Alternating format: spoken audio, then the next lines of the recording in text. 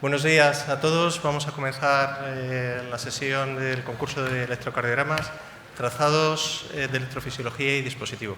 Muchas gracias a los asistentes por acudir a esta sesión, que esperemos que sea interactiva y entretenida para todos y que además tiene el aliciente de que la persona que consiga acertar más respuestas puede obtener un iPad mini, que será un obsequio de las secciones de arritmias y estimulación. Por supuesto, también queremos agradecer a la organización el que nos haya invitado a participar en esta sesión tan interesante. Quería dedicar un par de minutos a explicar, aunque tenemos una diapositiva que está intentando aclarar cómo va a funcionar la sesión, pues para aclarar un poquito más. Todos los que desean participar en el concurso, lo primero que tienen que hacer es encender la red Wi-Fi de su teléfono móvil o de su iPad o de su tableta. Entonces van a localizar una red Wi-Fi que se llama ADA. A continuación tienen que ingresar en esa red Wi-Fi utilizando el usuario que sale ahí, AE2015, y que como contraseña Alicante. Una vez que ya se hayan registrado en la red Wi-Fi, lo que tienen que hacer es introducir en la dirección del navegador la dirección 2pol.net Quizae 2015. Y entonces el navegador les va a dirigir hacia una pantalla que va a ser la que les muestra ahora mismo esa diapositiva. En esa pantalla vendrá abajo un número de identificación. Ese es único para cada uno de los dispositivos que manejan ustedes, y ese número de identificación nos permitirá posteriormente localizar a la persona que haya acertado más respuestas. Ven que sale un teclado en esa pantalla, y en ese teclado es en el que tendrán que introducir ustedes sus respuestas. Lo que iremos haciendo será presentando una serie de trazados con un poquito de historia clínica y posteriormente formularemos unas preguntas. Dejaremos un tiempo para que se pueda visualizar el trazado y a continuación se abrirá un tiempo para votación. Va a aparecer una pantalla en el lado izquierdo de la sala con un contador de tiempo. Hasta que no pase ese contador de tiempo,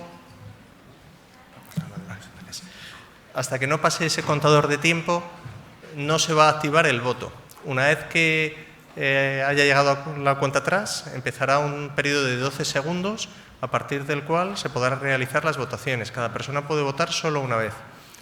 Y transcurrido ese tiempo, esos 12 segundos, se finalizarán las votaciones y mostraremos los resultados y explicaremos la respuesta correcta. Por supuesto, invitarles a participar, todas las dudas que puedan surgir. Lo que pretendemos es que esto sea interactivo y bueno, que sea ameno y entretenido para todos.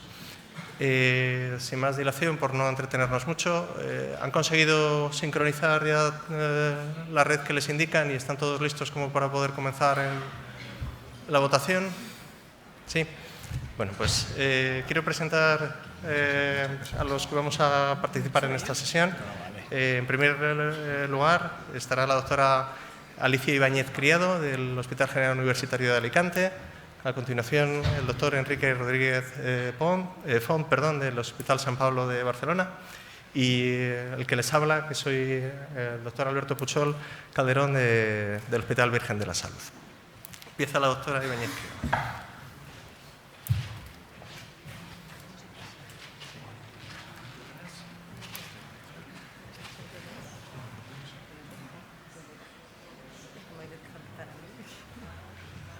Si no, lo puedes pasar.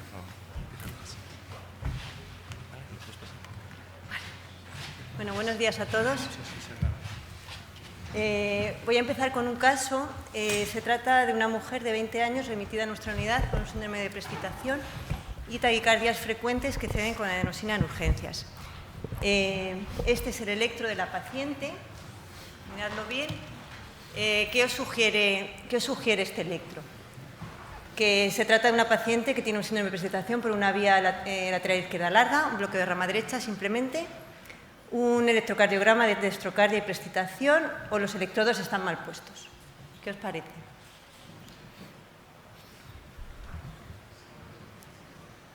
Ahora se vota.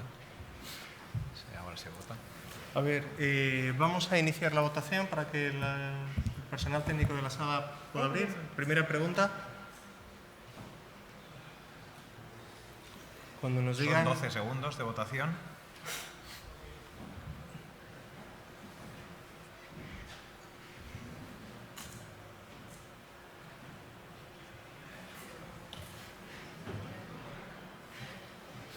Esa es la respuesta. La 1 y la 3. La 1 y la 3. ¿Ya han votado todos? Sí.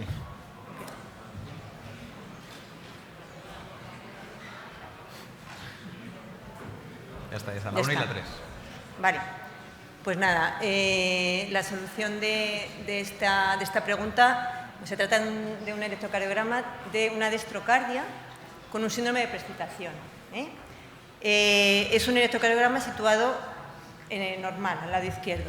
Si nosotros viéramos la placa de la paciente en urgencias, pues veríamos claramente que tiene esta a la izquierda, tenemos el ventrículo desplazado a la derecha.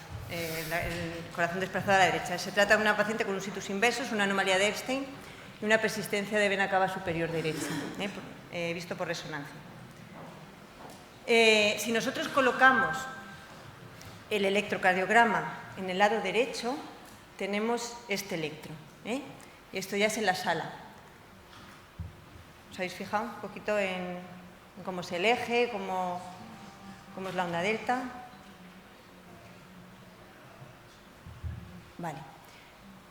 Y en el laboratorio, con la introducción de los catéteres, nos hace esta taquicardia. ¿Qué os parece? ¿Se trata de una taquicardia ventricular polimorfa? ¿Se trata de una taquicardia ventricular monomorfa? ¿Se trata de una taquicardia antidrómica o una fibrilación auricular prescitada? Podéis votar.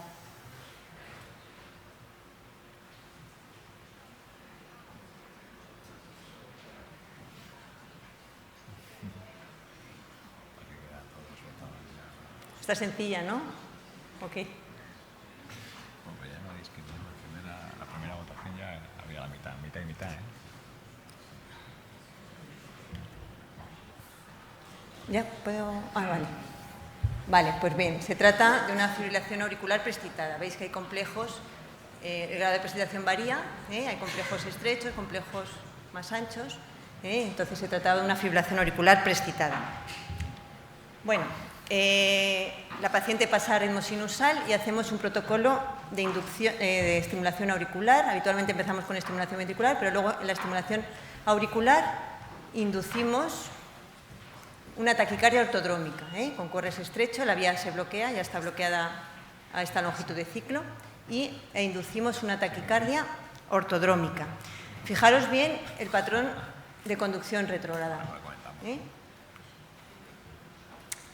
El seno coronario no estaba demasiado progresado, entonces el seno coronario 7-8 estaba a nivel de septo interauricular. Con test de extraestímulo inducimos de nuevo la taquicardia, fijaros bien en la conducción retrógrada. ¿Lo habéis visto? Y este sería el sitio de aplicación. Fijaros la conducción anterograda con prescitación.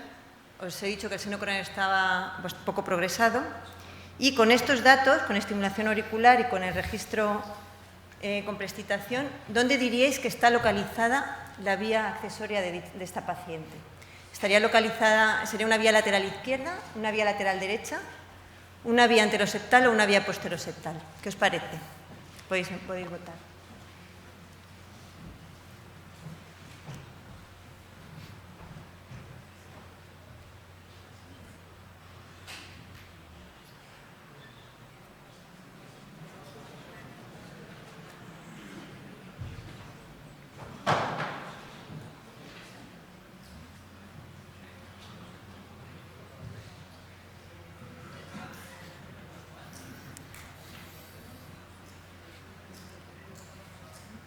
¿Bien? Ah, ya está. Bien, se trataba, como podéis ver, de una vía posteroseptal. Os lo sabéis todo, ¿eh? Ahora, vamos a ver. Unas nociones teóricas sobre Sobre pacientes con dextrocardia, bueno, es otra pregunta. Deciros que, a ver, de las afirmaciones que yo digo, cuál no es correcta. La incidencia de dextrocardia se estima en un caso de cada 12.000 nacimientos. En un paciente con situs inversos, la localización más frecuente de las vías accesorias es lateral izquierda. En los pacientes con dextrocardia, la ablación con radiofrecuencia es más segura, utilizando la imagen especular en rayos y la inversión de los electrodos en el electro. Y el acceso a seno coronario es mejor desde la subclavia izquierda. ¿Cuál os parece que no es la correcta? Podéis votar.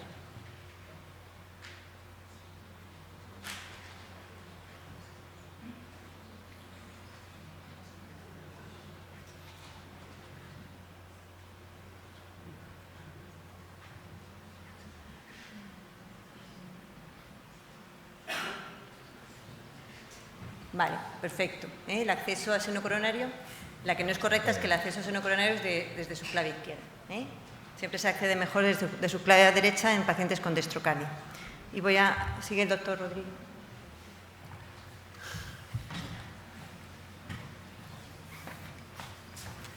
¿Comentar alguna cosa del caso? Bueno, eso. ¿Queréis comentar alguna cosa del caso? ¿Preguntar algo?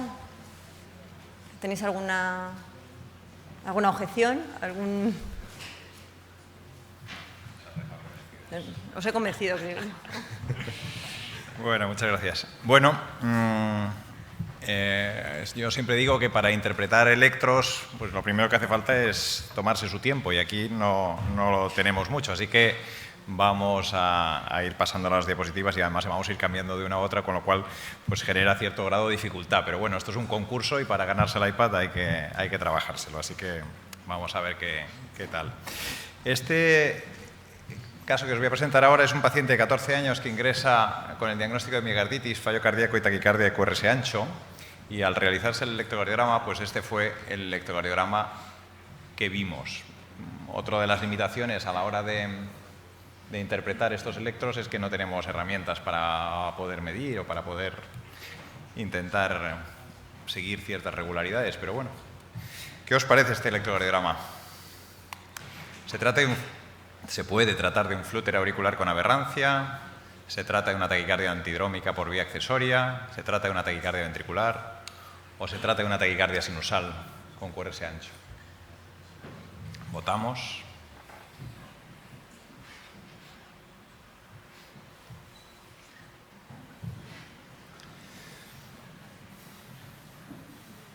Bueno, tal vez lo que más llame la atención probablemente en este caso era la edad del paciente. Un chico de 16 años y como la mayoría de vosotros habéis respondido, pues correctamente era una taquicardia ventricular, ¿no? Y si ahondamos un poquito más en este electrocardiograma, pues podemos ver en la tira de ritmo cómo vemos de forma disociada algunas ondas PES, ¿no? Esta disociación AV facilita el diagnóstico electrocardiográfico de taquicardia ventricular. Es una taquicardia regular, con QRS ancho y con disociación AV, ¿no? Y bueno, ¿dónde localizaríais esta taquicardia? Ahora ya toca localizarla. Sabemos que es una taquicardia ventricular, pero no sabemos de dónde viene. Y viendo la morfología de los QRS, podemos decir que es una taquicardia de tracto de salida, que es una taquicardia del ápex de ventrículo derecho, de la pared libre de ventrículo izquierdo o es una reentrada rama-rama. Votamos. A la hora de localizar el origen de las taquicardias, hay dos situaciones, dos cosas que yo aconsejo visualizar. Por un lado, bueno, si tiene morfología de bloque rama derecha o bloque rama izquierda y la transición a qué nivel se produce. Y por otro lado, pues si vemos el plano frontal, intentamos visualizar, bueno, dónde están, sobre todo intentar buscar dónde es un QS, dónde hay Qs, ¿no? Como cuando localizamos el Wolff-Parkinson-White, ¿no? Cuando localizamos las vías accesorias, dónde están las Qs en el plano frontal. Y bueno, pues la mayoría ha votado tracto de salida, lo cual es correcto, ¿no? Si os fijáis en el tracto de salida, veis aquí unas morfologías de Rs altas en la cara inferior muy características de algo que está saliendo de la base del corazón, de la base de los ventrículos, y lo que está más basalmente en la base de los ventrículos es el tracto de salida, ¿no? Y además, si nos fijamos, tiene algunas características especiales esta taquicardia, ¿no?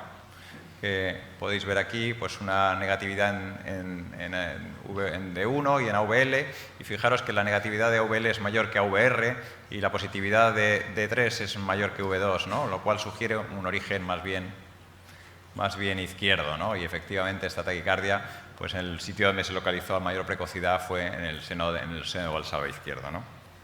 También era característica la R, ligeramente una R pequeña pero ancha en V1, con lo cual también eso daba la impresión que aunque tuviera morfología de bloque rama izquierda, el origen era del tracto de salida del ventrículo izquierdo, lo sugería. Estos dos electros son dos electros de dos pacientes diferentes que tuve hace ya unos cuantos años en una misma semana. Y eran electros curiosos y que tienen también su aquel, ¿no? Y la duda es qué es, ¿no? En la primera opción, el 1, decimos que este electro de aquí arriba es una taquicardia ventricular y este de abajo es una fibrilación auricular preexcitada. En el punto, en la 2 dice no, esta es la FA preexcitada y esta es la TV. En el 3, no, son taquicardias ventriculares, pero como tienen, taquicardias paroxísticas, pero como tienen QRS ancho, pues decimos que conducen con aberrancia, una con morfología de bloque rama derecha y la otra también. O no, son flúteres que ya tenían pacientes que tenían flúter y tenían un QRS ancho, flúteres probablemente atípicos, ¿no? Pues votamos.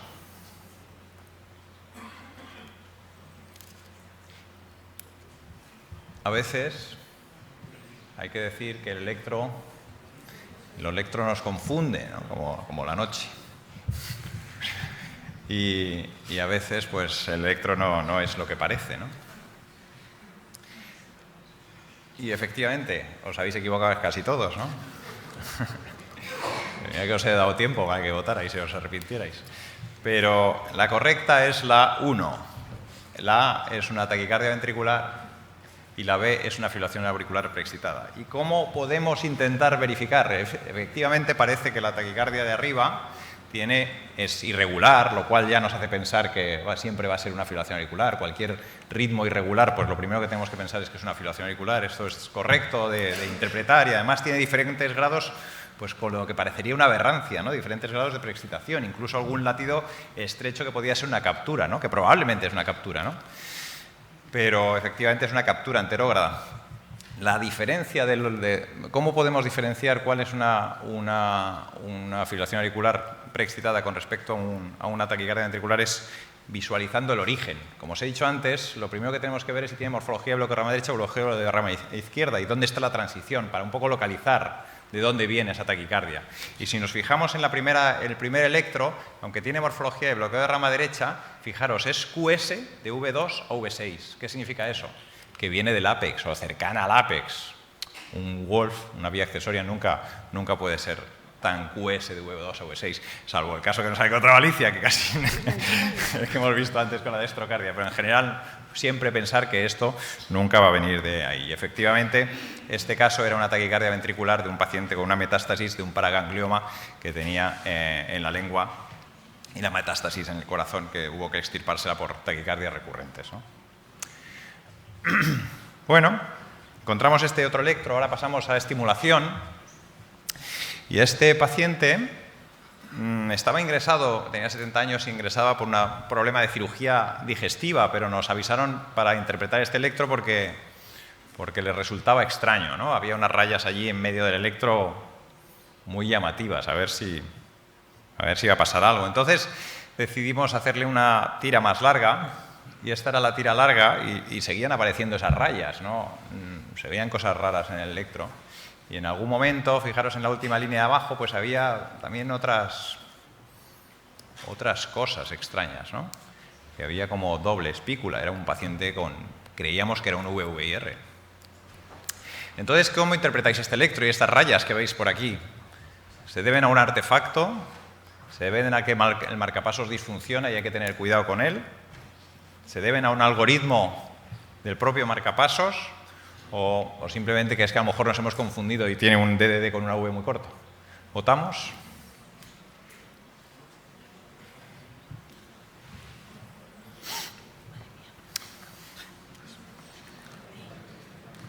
Si os fijáis, este paciente lleva un marcapasos VVIR y tiene un ritmo de base que parece una fibrilación auricular y conducida, ¿no?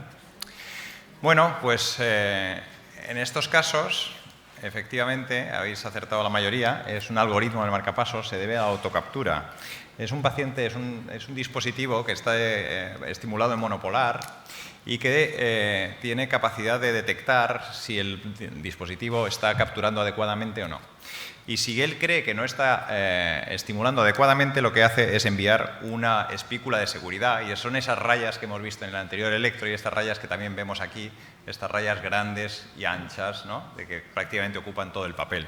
Son espículas de seguridad porque justo la espícula normal cae sobre una fusión, una pseudofusión, y el aparato no la ve porque hay unos segundos que el dispositivo se ciega, no ve la señal evocada después del estímulo y cree que ha fallado, con lo cual manda una espícula de seguridad. Cuando esto ocurre en 2 ocasiones seguidas, este dispositivo lo que hace es un autoumbral, porque dice, está fallando demasiado.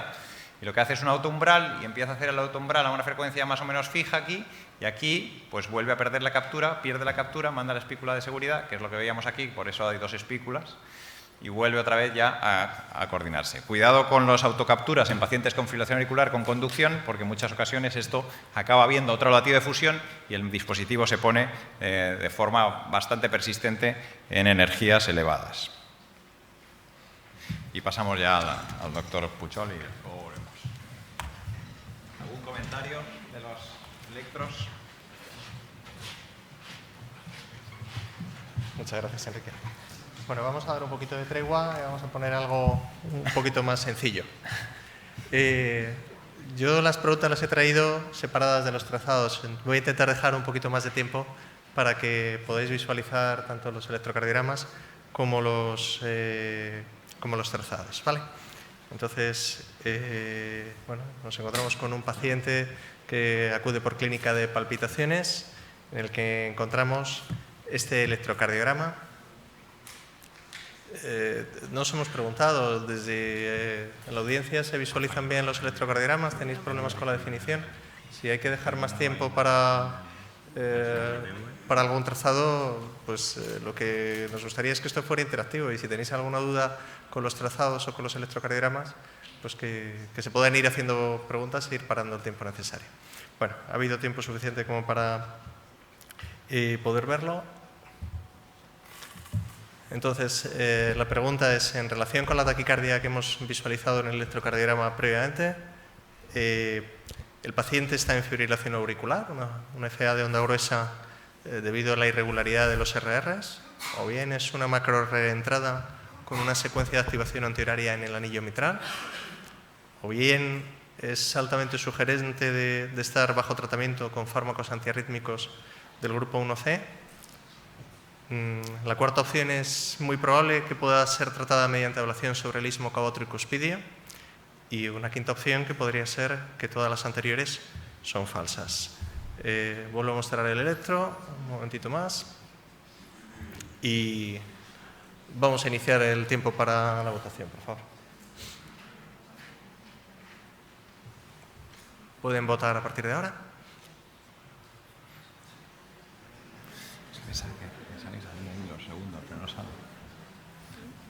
No lo sabe.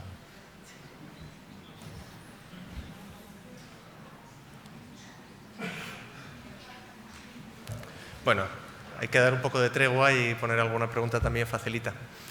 Efectivamente, pues el trazado que habíamos mostrado es un trazado de un flúter común que parece istmodependiente con secuencia de activación antihoraria, pero en el anillo tricúspide, no en el anillo mitral, y el tratamiento de elección en principio sería la ablación sobre el istmo cabotricuspidio. Bueno, pues continuando un poco con este mismo paciente, amplificamos una parte del trazado de la derivación 3 y mostramos una parte en concreto de ese trazado. Está señalado con un asterisco. ¿Lo ven aquí? Bueno, pues en relación con esa parte de la activación durante flúter auricular, les planteo las siguientes cuestiones. Me gustaría que identificaran a qué parte de la activación dentro de la aurícula corresponde el trazado que les he mostrado. Vuelvo a mostrar el electrocardiograma, donde está la estrella, y pasamos a las preguntas. La primera respuesta sería que esa activación corresponde al cambio de dirección en el techo de la aurícula para hacerse descendente en la aurícula derecha anterolateral. La segunda opción es que se debe al cambio de dirección en la aurícula derecha inferolateral. La tercera, que se debe a la activación descendente en la aurícula derecha lateral. Como cuarta opción, se debe al paso entre el anillo tricúspide y la vena cava inferior antes de alcanzar de nuevo la aurícula derecha septal. Y la última opción sería que se debe a la activación ascendente de la aurícula derecha septal. Pues iniciamos el tiempo de votación, por favor.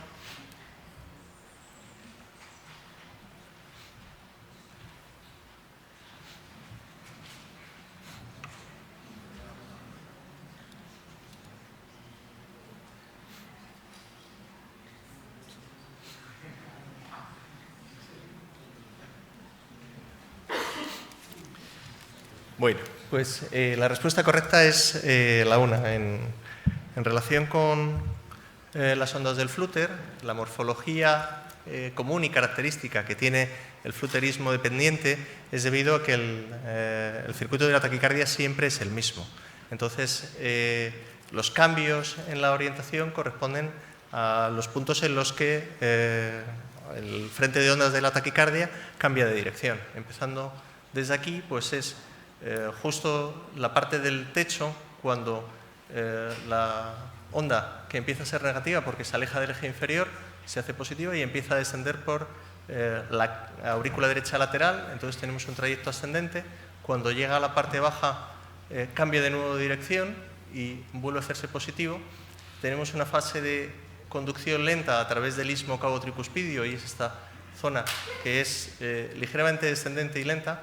Luego cambia rápidamente de secuencia, empieza a subir por el septo y aparece una deflexión rápida nuevamente negativa y llegamos al punto que preguntábamos, que es el cambio de secuencia entre el septo en el punto en el que alcanza el techo. Bueno, pues a ver, este trazado es un trazado de un paciente al que se le está realizando un procedimiento de ablación de fibrilación auricular. Les muestro los catéteres que tenemos emplazados. Tenemos en el interior de la vena pulmonar superior derecha un catéter multipolar, un óptima, con 20 polos, y estos son los registros del 1,2 hasta el 19,20. Tenemos también un catéter emplazado en el interior del seno coronario y mostramos el bipolo más proximal, el 9,10. Y luego tenemos otro catéter, el catéter de ablación, que está en el interior de la aurícula izquierda. Les dejo también un poquito de tiempo para que se hagan un poco la idea de lo que está ocurriendo en ese momento de la ablación. Voy a mostrar las preguntas, volveremos otra vez un segundo al trazado y dejaremos tiempo para votar. Entonces, en relación con el trazado que les he mostrado, ¿cuál de las siguientes afirmaciones es correcta? ¿Existe bloqueo venoatrial y atriovenoso? La segunda opción es: ¿existe probable bloqueo venoatrial pero no se puede demostrar? La tercera sería: ¿existe conducción venoatrial evidente y probablemente también atriovenosa? La cuarta opción es: no se puede demostrar si existe bloqueo atriovenoso. Y la quinta sería: existe bloqueo atriovenoso, pero no se puede demostrar si existe bloqueo venoatrial. Entonces, vuelvo un momentito al trazado. Les doy unos segundos para que puedan hacerse una idea de lo que está ocurriendo.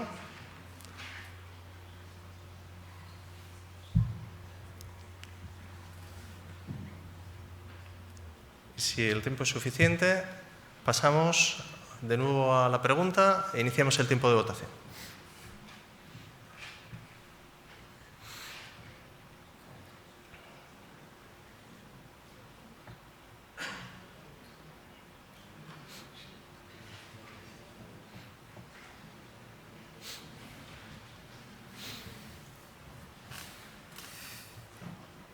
Bueno, pues aquí hay un poquito de disparidad entre las respuestas. Vamos a intentar explicar qué es lo que está ocurriendo. Bueno, volvemos otra vez al trazado. Como les decía, tenemos un catéter multipolar que está en el interior de una vena pulmonar, la superior derecha, y si se dan cuenta, lo que ocurre es que este catéter está registrando una actividad fibrilatoria en el interior de la vena. Bien. Además, hay otro catéter en el interior del seno coronario que muestra una actividad regular que sugiere un ritmo sinusal y coincide con el trazado del electrocardiograma de superficie en el que se puede visualizar una onda P, de manera que el paciente está en ritmo sinusal. El catéter de ablación en el interior de la aurícula, aunque existe cierto ruido probablemente por el navegador y por la calidad de la señal, también muestra esa actividad auricular organizada. De manera que lo que concluimos es que la vena se encuentra en fibrilación y, sin embargo, el paciente se encuentra en ritmo sinusal. Y si volvemos a las preguntas, en primer lugar, bueno, la primera, la respuesta correcta es la 4, porque realmente existe bloqueo venoatrial, porque la vena está en fibrilación auricular y, sin embargo, el paciente está en ritmo sinusal. Pero como la vena se encuentra en fibrilación, lo que no podemos hacer es demostrar en esa secuencia si existe bloqueo atriovenoso. Sería necesario hacer una cardioversión para cardiovertir la vena y ver si existe conducción desde la aurícula a la vena. ¿Vale? Pasamos a la siguiente. Es una pregunta también de dispositivos. En este caso, es un paciente que es portador de un desfibrilador con terapia de resincronización cardíaca, un Sanjut, un Promote Quadra Sura MP, que además ha sido implantado recientemente, hacía unos 4 o 5 meses. El paciente acude a nuestra consulta de forma anticipada porque ha empezado a percibir sensación de vibraciones que proceden del dispositivo. Y bueno, pues lo que hacemos es proceder a interrogar el dispositivo y nos encontramos que hay una serie de alertas por sobredetección y con este trazado. En el dispositivo lo que tenemos es un registro de la actividad auricular, del canal ventricular bipolar y luego un canal de discriminación que es un campo lejano y aquí el canal de marcas. Este es uno de los múltiples episodios que ha presentado el paciente. Les muestro a continuación otro episodio.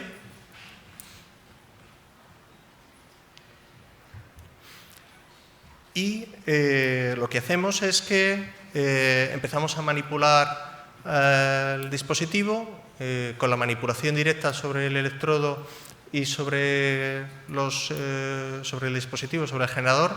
No se reproduce en absoluto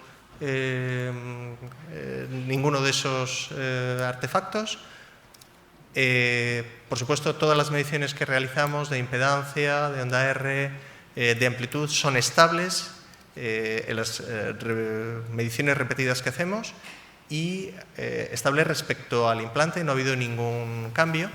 Y lo que le pedimos al paciente es que realice una maniobra de inspiración profunda y mantenga la inspiración durante un tiempo, durante unos segundos. Y entonces empezamos a ver cómo en el canal de registro de detección ventricular pues aparece esta imagen y en el canal de marcas encontramos esa detección otra vez. Entonces, en relación con este trabajado, les quiero plantear la siguiente pregunta. ¿Cuál de las siguientes afirmaciones consideran que es correcta? La primera opción que les ofrezco es que la sobredetección es producida por una microdislocación del electrodo. La segunda es que esta sobredetección es producida por una fractura del conductor. La tercera es que la sobredetección se produce por una pérdida del aislante. La cuarta es que la sobredetección se produce por registro de miopotenciales de diafragma. Y la quinta es que cualquiera de las anteriores puede explicar la sobredetección. Y además, que sea como sea, es necesario, siempre es preciso sustituir el electrodo para solucionar el problema. Pues iniciamos tiempo para votación. Perdona, me parece que no sé si has dicho que las impedancias... Todo está, todo sí, es sí, correcto, lo he comentado, ¿no? igual no lo he dejado claro. Bueno, Onda R estable, varias mediciones durante el registro, impedancias, umbral, todo absolutamente estable en el seguimiento e iguales que en el momento del implante. Bueno, pues la mayoría de las personas ha comentado que se trata de miopotenciales. Entonces, efectivamente, el electrodo es un electrodo que utilizamos, no lo había comentado, disculpen, un electrodo con conexión de IS4, por lo cual un problema de conexión no lo había mencionado, pero es poco frecuente. La primera, la microdislocación, produciría oscilaciones tanto en el umbral como en las ondas R, por lo que, y además no suele producir ruido, sino más bien una pérdida de los parámetros del dispositivo. La fractura del conductor suele alterar las impedancias y además el ruido producido es más como un chasquido, como ruidos de alta intensidad, más que oscilaciones en la línea de base como encontramos aquí. Y la pérdida del aislante también suele producir modificaciones en la impedancia, generalmente caídas en la impedancia y a veces también alteraciones en los umbrales. Entonces el problema era efectivamente una detección de miopotenciales. Los nuevos desfibriladores de St. Jude llevan incorporado un filtro que lo que trata es de reducir la posibilidad de sobredetección de onda T, y ese filtro lo que hace es que puede aumentar el registro de miopotenciales. La solución no siempre pasa por eliminar el electrodo, sustituirlo, sino que a veces modificando la sensibilidad o en el caso de este tipo de desfibriladores, eliminando ese filtro, desactivándolo, se puede conseguir una mejoría y a veces no es siempre necesario cambiar el electrodo. Entonces, les iba a mostrar dónde hay que programarlo, en la pantalla de parámetros. Nos metemos aquí en la parte de captura y detección. Dentro de la captura y detección tenemos el Sensability, que muchas veces nos da reparo modificarlo porque nos sale una advertencia en rojo de que si tocamos eso puede dar problemas y funcionar mal el aparato. Y nos tenemos que meter aquí en la parte de ajustes avanzados. Y es este filtro, el filtro de atenuación de baja frecuencia, como les comento, trata de reducir la sobredetección de onda T, pero hace más sensible el aparato al registro de miopotenciales. Entonces, lo que hay que hacer es, en estos casos, ponerlo en off. Lo que veíamos era que al pedirle que hiciera una inspiración profunda con el filtro encendido, que es como venía el paciente, aparecen esas oscilaciones muy repetitivas y la sobredetección es muy frecuente. Y después de apagar el filtro, pues le pedimos también que haga una inspiración profunda.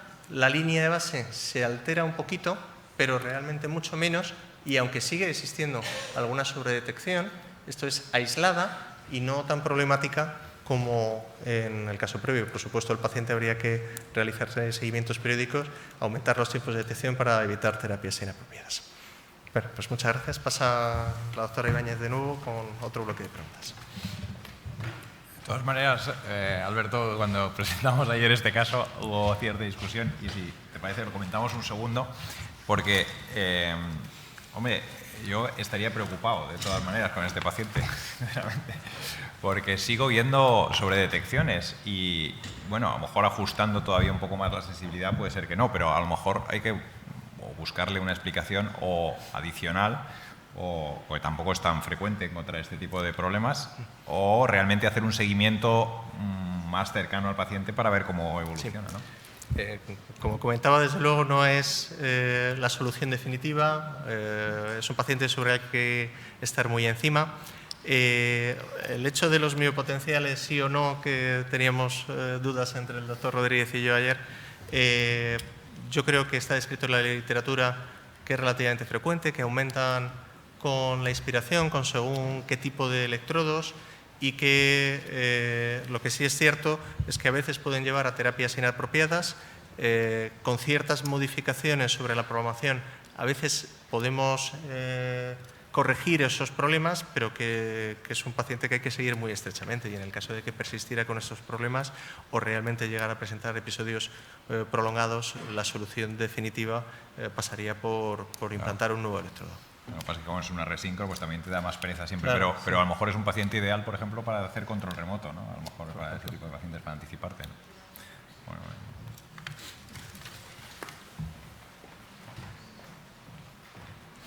Vamos a seguir. Os presento otra paciente. Es una mujer de 27 años que no tiene factores de riesgo cardiovascular, tiene historia de palpitaciones de larga evolución, de inicio y cese brusco, y es remitida a nuestra unidad para estudio electrofisiológico. No disponemos de ECG de la taquicardia. Este es el electro basal de la paciente. Os doy un poquito para verlo.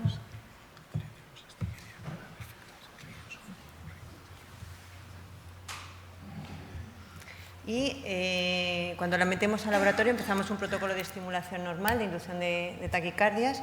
Empezamos estimulando ventrículo.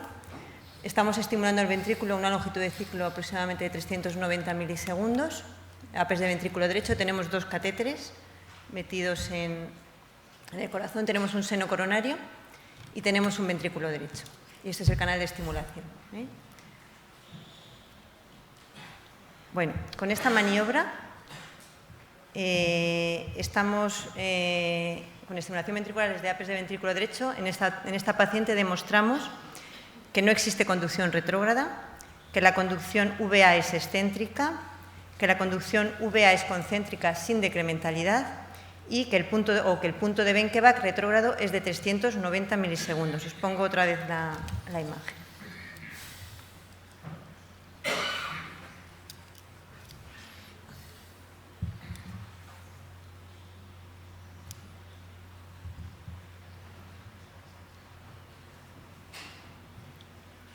Podéis votar.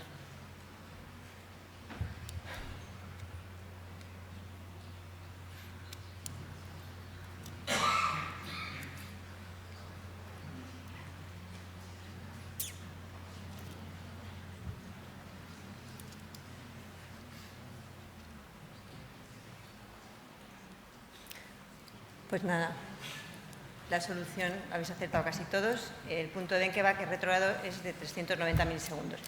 Os enseño otra vez el electro, bueno, el registro. Tiene conducción VA, claramente. Perdonad. Estamos estimulando ventrículo, tiene conducción VA y es una conducción concéntrica. En principio no tenemos aurícula derecha, pero bueno, es una conducción que va desde el septo hasta hacia la aurícula izquierda lateral. Y es decremental.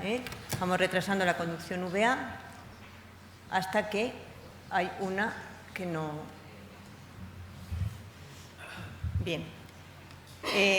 Una vez que hemos estimulado el ventrículo, hemos comprobado la conducción VA, nos ponemos a estimular la aurícula. Entonces estamos estimulando aurícula desde el seno coronario. A una longitud de ciclo de 420 tenemos los mismos catéteres, seno coronario y ventrículo. Y vemos que bueno, no existe prescitación a esta longitud de ciclo. Y esta es la forma de inducción de la taquicardia. Vamos a ver, aquí tenemos un registro de seno coronario, un registro de ventrículo derecho, y este es el catéter de ablación. No estaba en el GIS, estaba en una rama. Y con 3 extraestímulos auriculares inducimos esta taquicardia. Tiene el mismo registro previo al ventrículo y una aurícula aquí atrás. ¿Habéis visto? Voy a hacer. ¿Habéis visto esto, no? Entonces tenemos el electro de la taquicardia que hemos inducido. Miradlo bien. ¿Cuál de estas opciones le parece menos probable, viendo esta taquicardia y el modo de inducción? Se trata de una taquicardia antidrómica. Se trata de una taquicardia por reentrada nodal con aberrancia de rama derecha. Se trata de una taquicardia auricular con aberrancia de rama derecha. O se trata de una taquicardia ventricular. ¿Cuál le parece menos probable?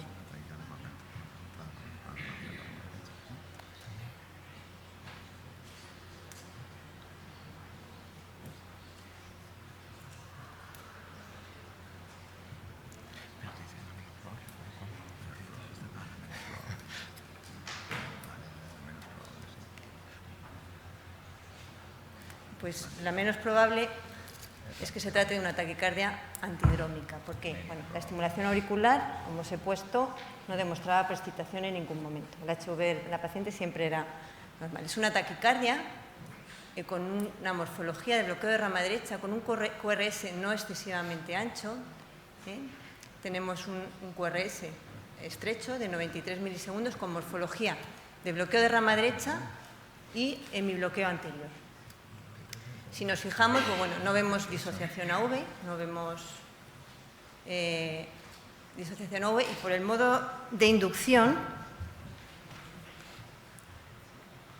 siempre no puede ser una antidrómica, porque inducimos la taquicardia siempre con el registro del sistema específico de inducción delante de la taquicardia. Puede ser cualquier otra cosa menos una taquicardia antidrómica. ¿Lo entendéis? Vale. Además, habías demostrado que no tenía vía acceso, conducción anterógrada. Lo he dicho que no había vía accesoria previamente. De momento va la cosa bien, ¿no? ¿Lo entendéis? Seguimos con el estudio y ahora inducimos la taquicardia con 3 extraestímulos después de un tren de estimulación auricular. Con esta, aquí hay un latido, luego empieza la taquicardia de esta manera. Con este modo de inducción, ¿qué podemos descartar? Podemos descartar una taquicardia por reentrada nodal, podemos descartar una vía accesoria oculta, una taquicardia auricular o una taquicardia ventricular.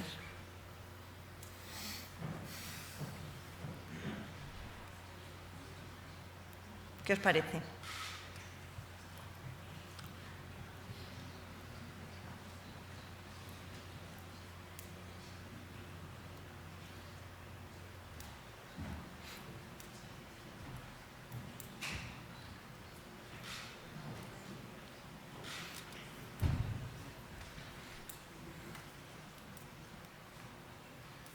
Pues bueno, la que descartaría sería una taquicardia auricular, porque la taquicardia empieza sin aurícula, empieza con ventrículo. No podemos descartar una reentrada nodal, porque bueno, puede tener una doble respuesta, una vía accesoria oculta. Bueno, después de una doble respuesta podría subir por una vía accesoria, pero lo que sí que nos permite descartar es la existencia de una taquicardia auricular, porque no hay aurícula precediendo la taquicardia. Bueno, este es el EGM durante taquicardia.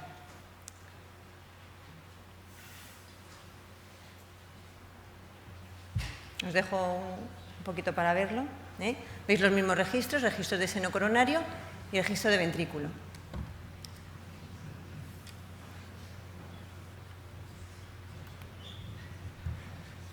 Y durante taquicardia metemos un tren de estimulación. Ay, perdona. Ay, casi. Me pasa. Encarrilamos la taquicardia desde apes de ventrículo derecho. La taquicardia sigue y con unos ciclos de retorno largos desde apes de ventrículo derecho. Con estos registros, con el registro que os he puesto de la taquicardia y con esto, podemos llegar al diagnóstico de que se trata de una taquicardia ventricular de tracto de salida de ventrículo derecho, que se trata de una taquicardia por reentrada rama-rama, una taquicardia ventricular idiopática fascicular anterior o una taquicardia ventricular idiopática fascicular posterior. ¿Qué os parece?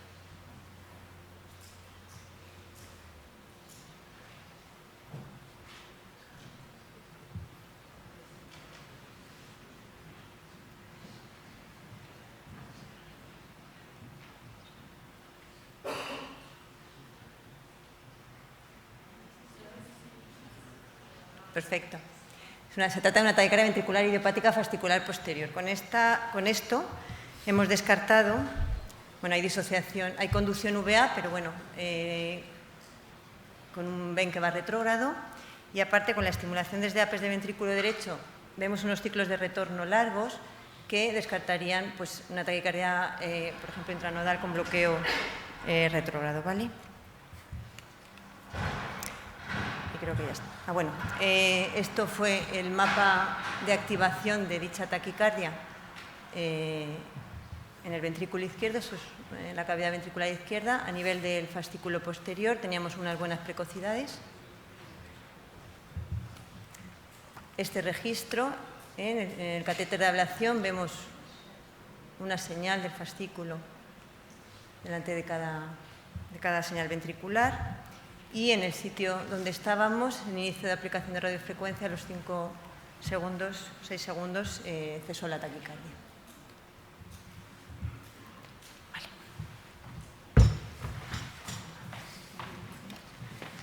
Vale. Bueno, volvemos a los dispositivos.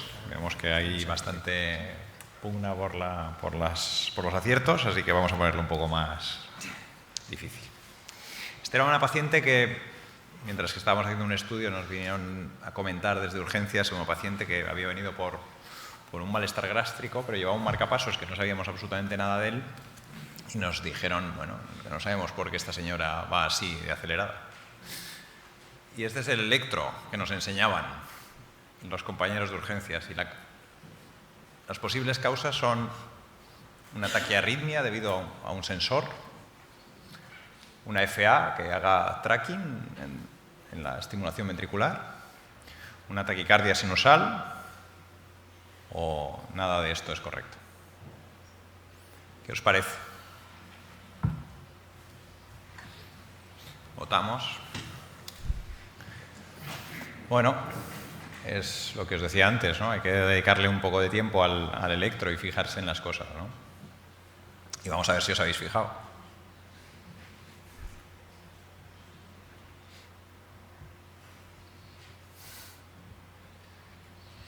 Bueno, no os habéis fijado del todo. Si nos fijamos un poco más, sobre todo ahí en este de aquí abajo, fijaros la velocidad del papel. Está hecha a la mitad de papel, a la mitad de velocidad. Incluso esta a la mitad de ganancia, o sea, 5 milímetros por milivoltio. Fijaros la señal, pero es que además está a mitad de velocidad. Un electro de este paciente hecho a una velocidad normal era así. Un VVIR normal y corriente. O sea, el paciente no estaba taquicárdico, no le habían tomado el pulso, simplemente habían hecho el electro y se habían alarmado. Era un problema de hacer mal los electros. Así que, bueno, era la respuesta 4. Este es otro marcapasos, un marcapasos en el que vemos que el paciente, este paciente sí que tenía un DDD, este le conocíamos, y vemos cómo la espícula va saliendo de una forma irregular, un poco encima del QRS. Y esto se iba repitiendo de una forma más o menos periódica, no con una periodicidad exacta, ¿no? pero sí que se iba repitiendo frecuentemente, ¿no? En unos no aparecía la espícula, en otros aparecía la espícula justo encima del QRS. ¿Qué os parecería este electro? Con este paciente, ¿lo interpretaríais como que este marcapasos está disfuncionando? El marcapasos no disfunciona, no funciona bien, perdona. La pregunta es, ¿funciona bien el marcapasos? La primera respuesta es sí, funciona. La segunda respuesta es no, falla el sensado auricular. La tercera respuesta es no, porque falla la captura ventricular. Y la cuarta, seguramente sí, porque parece un artefacto, como os estoy engañando todo el rato. A lo mejor es mentira. Vamos a votar. Fijaros, a veces es importante no solo mirar las espículas y la relación con la P, sino también un poco mirar el electrocardiograma de base del paciente, ¿no? O sea, un paciente que tenía conducción propia, y probablemente teníamos alargado el AV. Efectivamente, la respuesta correcta es la 1, habéis acertado la mayoría. Lo que le pasaba a este electro, fijaros que el electro tan bonito tenía un bloqueo alternante del bloqueo de la rama derecha y bloqueo de rama izquierda, y tenía seguramente un AV ligeramente alargado para intentar minimizar la estimulación ventricular derecha. Pero lo que le estaba ocurriendo al paciente es que cuando tenía el bloqueo de rama derecha, como se retrasaba la conducción hasta llegar al ventrículo derecho, es donde tenía el electrodo ventricular, pues había una pseudofusión, salía el estímulo ventricular cuando ya se había inscrito parte del QRS. O sea que funcionaba bien. Probablemente a lo mejor el detalle hubiera sido a lo mejor alargar un poquito más el AV, pero como solo ocurría ocasionalmente cuando aparecía el bloqueo de rama derecha, que normalmente él tenía bloqueo de rama izquierda, pues tampoco lo consideramos excesivamente importante, porque alargar demasiado el AV, luego cuando lo necesitara, que también hacía los bloqueos AV, pues era alargarlo demasiado. Este era un paciente de 83 años que ingresa por síncope. Y el electro que tenía era este. Entonces, bueno, aquí la duda es cuál es la causa más probable de síncope. No le hemos visto sincopar, pero tenemos un electro. Entonces, la causa más probable de síncope en esta mujer, concretamente, era una taquicardia ventricular, o un bloqueo V, o una taquicardia auricular 1-1, o un reflejo vasovagal. Siempre es la causa más frecuente. Lo más frecuente es lo más frecuente. Pues abrimos la votación. Fijaros bien en el electrocardiograma y hay que interpretarlo clínicamente. Y aquí ya no solo es interpretación electrocardiográfica, es interpretación clínica y discutible, porque nunca sabemos una causa segura del síncope una vez que ha pasado.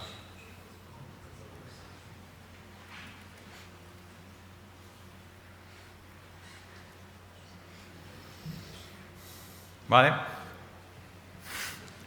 Bueno, pues aquí puede haber discusión. Porque mis compañeros tampoco lo veían claro, pero yo pienso que la causa más probable de síncope es la taquicardia ventricular. Bueno, luego de hecho hizo taquicardias ventriculares, como os enseñaré después, pero si os fijáis aquí, efectivamente lo que tiene un bloqueo V, pero el bloqueo V que tiene no es un bloqueo V estructural, es un bloqueo V funcional, porque tiene un QT tan alargado que es imposible que esa P llegue a despolarizar el ventrículo, porque todavía se está repolarizando. Es un bloqueo V funcional por alargamiento espectacular del QT. Fijaros dónde cae la siguiente P, y esta P, esta P, que es la que se bloquea, no cae ni siquiera en la T, cae en el ST, o sea que es incapaz de esa P conseguir despolarizarla. Con ese QT, cuando veis a alguien que ha hecho síncope con este QT, pues lo más probable es que la causa de los síncopes sea las taquicardias ventriculares polimórficas debidas a las torcidas de puntas, ¿no? Debido a ese QT tan prolongado, ¿no?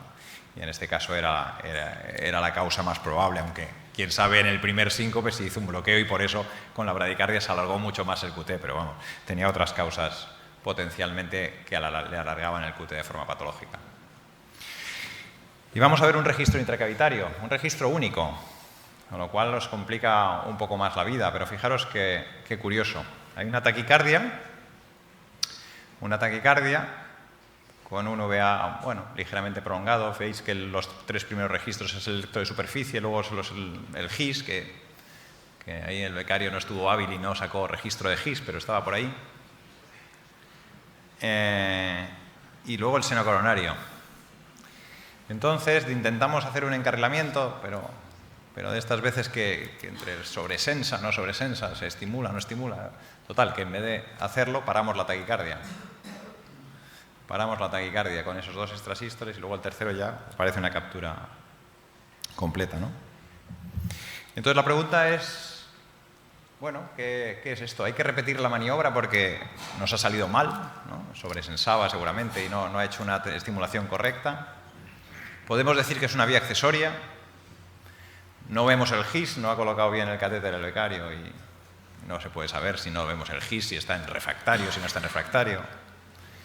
O tiene pinta de intranodal. Vamos a votar.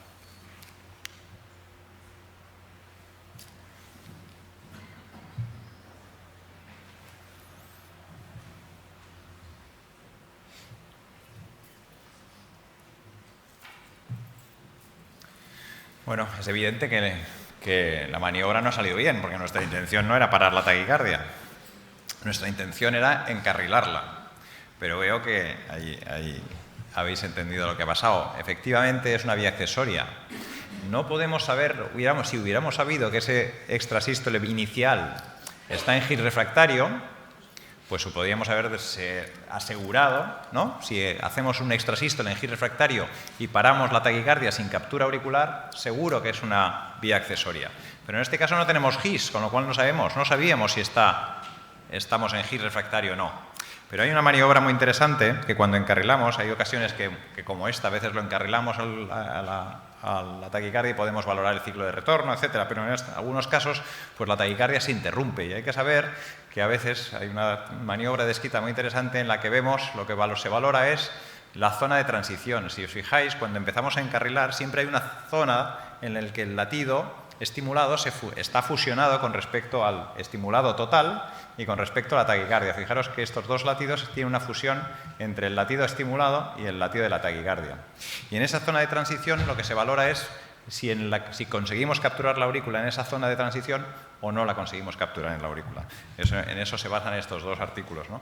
Y si realmente vemos que en esa zona de transición, fijaros en este ejemplo, que sí que encarrilábamos de una forma ya más estable, pues conseguimos adelantar la aurícula en esa zona de transición, eso es diagnóstico de vía accesoria. Cuando se trata de una intranodal, nunca se consigue entrar en el circuito durante esa zona de transición y necesitamos que hayamos capturado ya todo el ventrículo para conseguir esa entrada en la aurícula y conseguir adelantar la aurícula. Así que si encontramos un adelantamiento de la aurícula en esa zona de transición, es una vía accesoria y en el caso que hemos enseñado no solo adelantamos la aurícula, sino que encima interrumpimos la taquicardia sin captura auricular, con lo cual es completamente diagnóstico de vía accesoria. Muy bien.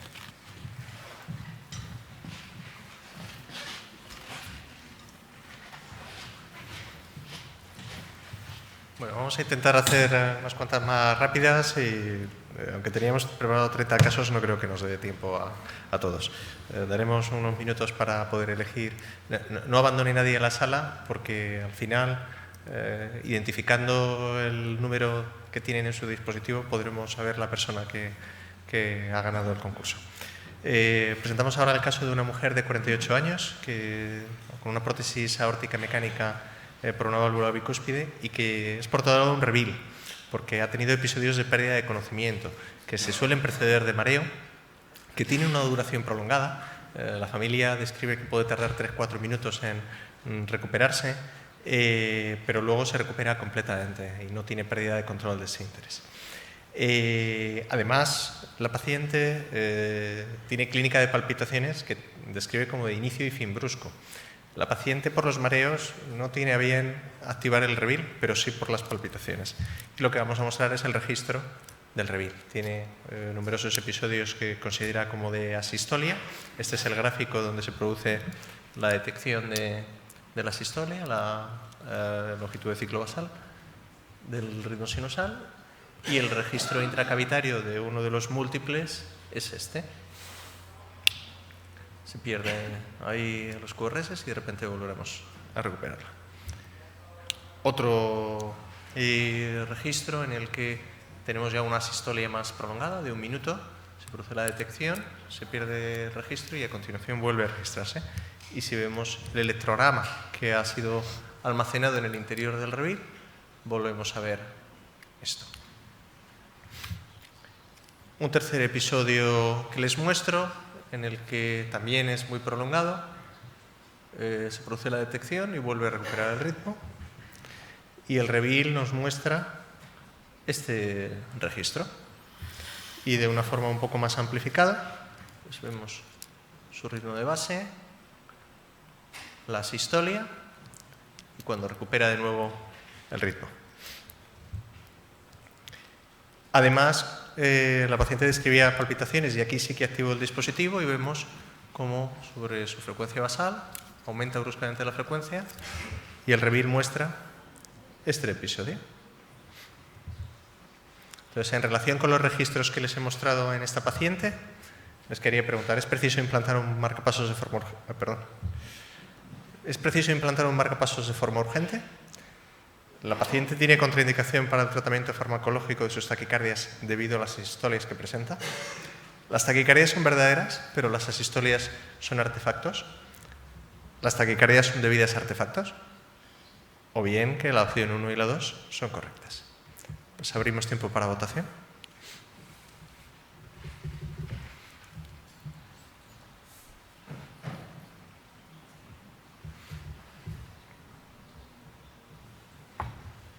Voy a ir acercándome a lo que les quiero mostrar a continuación.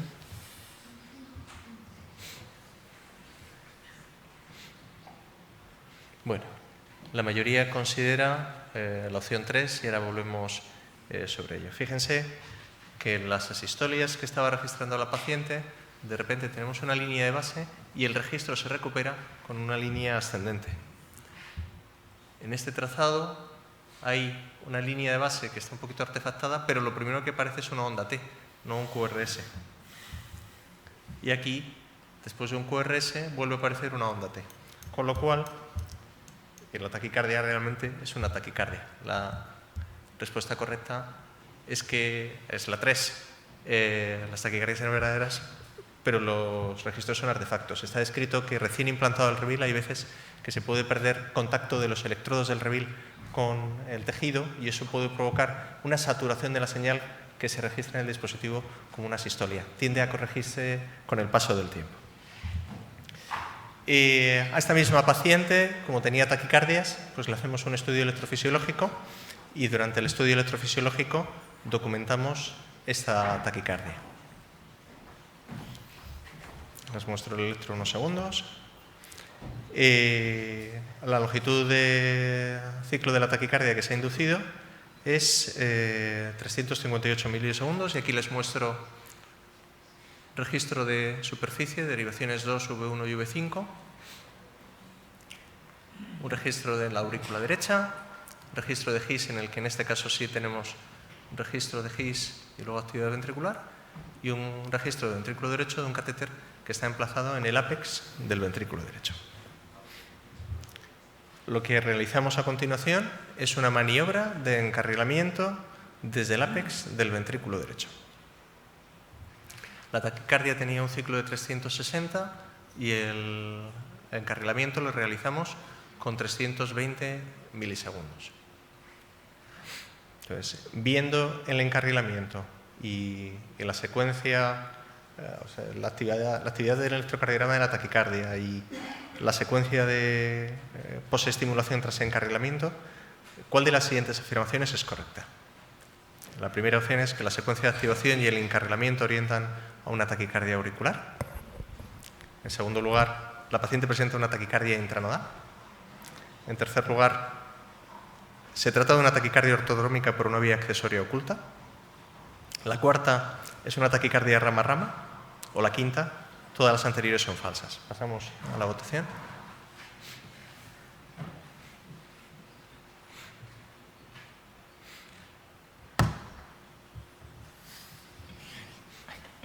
Podemos dejar una porque si hay empate podemos... No creo que haya empate, ¿no? No sé. Bueno, lo veremos. Si hay empate, pues dejaremos una por si acaso. Bueno, pues en este caso la paciente lo que presentaba era una taquicardia intranodal y realmente es lo que llamamos un pseudo VAV. Fíjense que después del encarrilamiento lo que ocurre es que el primer registro que hay es el de GIS, hay ventrículo, aurícula y parece que hay una aurícula, pero el problema aquí está que como la paciente presenta un bloqueo completo de rama derecha, el registro de ventrículo en el catéter de ventrículo derecho se ve muy retrasado, al igual que en el de GIS, y el VRA realmente es de 0. La paciente lo que presentaba era una taquicardia intranodal. Yo creo que un último caso, y a continuación, si os parece, revisamos las votaciones. Tenemos ahora un paciente de 28 años, que es procedente de Marruecos, que está ingresado en nuestro hospital tras un trasplante renal y que de repente comienza con clínica de palpitaciones. Entonces, se le realiza este electrocardiograma. Voy a dar una pista en el que vemos que tiene como una especie de doble ciclo, uno corto, uno largo, uno corto, uno largo, ¿vale? Y para facilitar un poco más las cosas, pues hacemos una amplificación de la derivación 2 y de la derivación V4. Les dejo unos segundos para que puedan visualizar el electrocardiograma.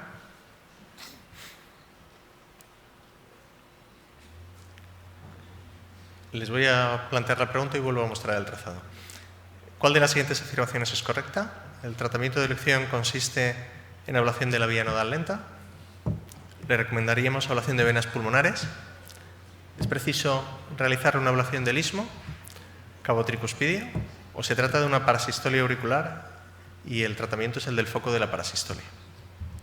Vuelvo a mostrar un segundo el trazado. Y a continuación iniciamos el tiempo de votación.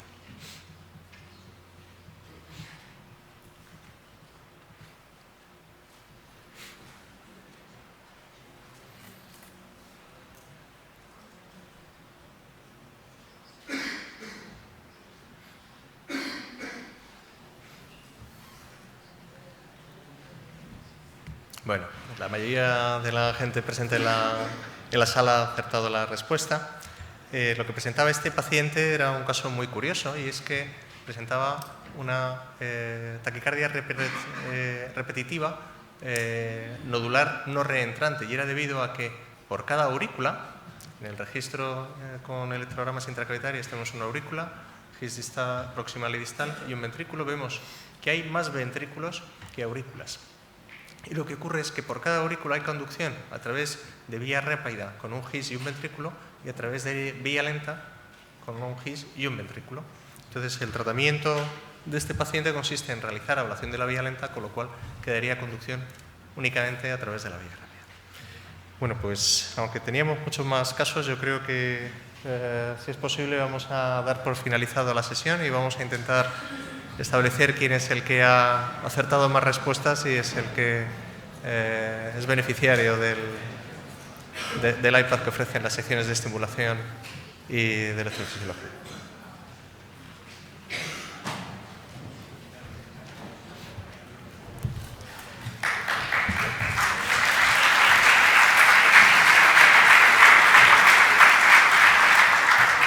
Ahora, cuando nos muestren un número en pantalla, fíjense en su dispositivo, en la parte de abajo, a ver si corresponde con el que se visualice y se tienen que acercar aquí para poder darnos sus datos.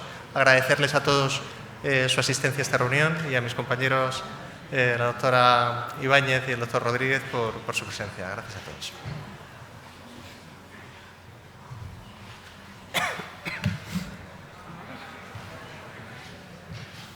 A ver quién ha ganado.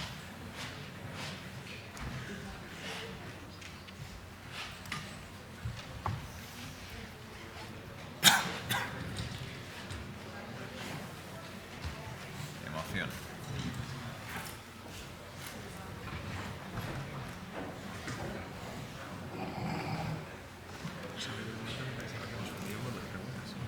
Sí, los primeros 10 minutos hemos hecho como... ¿Qué te quedaba?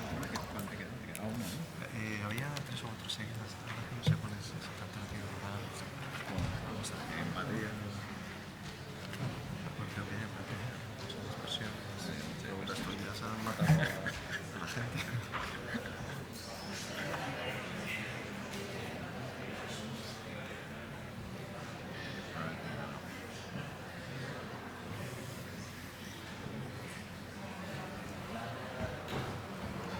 Emoción. Y no se mueve nadie. Ha sido un placer. Ha sido un placer. Me lo he pasado muy bien. Mucho mejor esto que dar una lección magistral de... La verdad es que como más entre amigos, ¿no?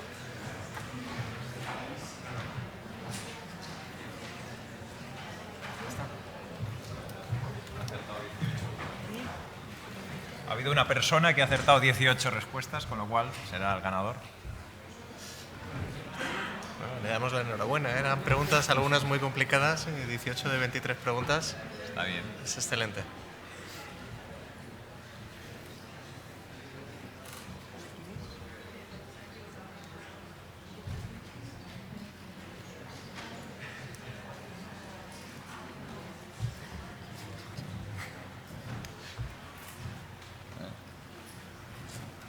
ganador. Hay que fijarse en el indicador y que dé señales de vida. ¿Quién ha sido? Bien. Bien.